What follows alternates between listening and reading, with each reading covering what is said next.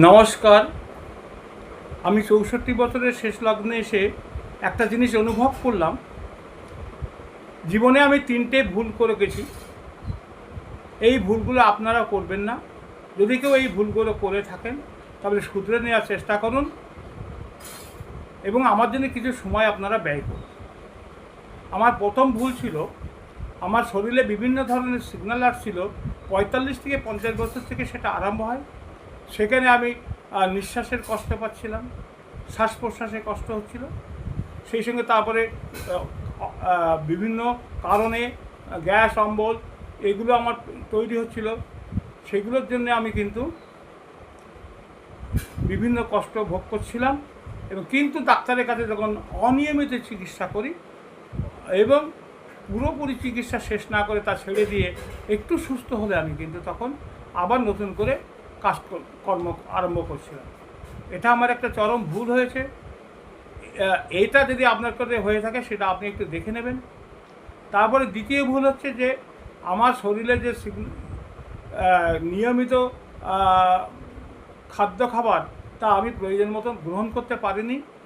আমার অফিসের কাজ, বাড়ির সংসারের কাজ, এগুলো চাপ সামলে হয়তো দেখা গেল যে আমি দুপুরের খাবারটা বিকেল ৪টে-৫টার সময় করে ফেলেছি এবং রাত্রিবেলায় ১১টার পরে বিভিন্ন কারণবশত ১২টার মধ্যে হয়তো খাওয়া দাওয়া হয়েছে। তারপরে আমরা যখন ঘুমোতে যাই সেই সময় কিন্তু আর ঘুম আসে না এবং অনিদ্রা, বদহজম, গ্যাস, কোমরে ব্যথা এবং আপনার অন্যান্য অসুবিধাগুলো তখন মনে পড়তে থাকে এবং কষ্ট ভোগ করতে আরম্ভ করি। আনডিসিপ্লিনারি জীবনযাপন করা মানুষের পক্ষে কখনোই ভালো নয়, এটা এখন বুঝতে পারছি। তারপরে আমি রিটায়ার করার পরে মনে করেছিলাম যে আমি রিটায়ার করার পরে আমি শরীরচর্চা করে সব ঠিকঠাক হয়ে যাবে। নিয়মিত কোনো শরীরচর্চা আমার ভিতরে ছিল না, যার ফলে আমাকে আরও বেশি করে বাত বেদনাগুলো আমাকে অ্যাটাক করে। তাই আপনাদের কোনো রকম যেন ভুল না হয়। আমি আজকে যা করার কথা কালকে যেন তা করতে যাবেন না। আজকের কাজ আজকে করবেন।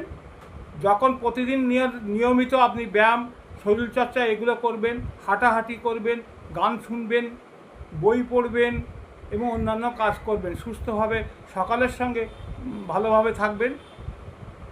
তা না হলে আপনার মানসিক চাপ বাড়বে, টেনশান বাড়বে এবং অনিয়মিত জায়গায় নিয়মিত চিকিৎসা করলেও আর তখন কোনো লাভ হবে না।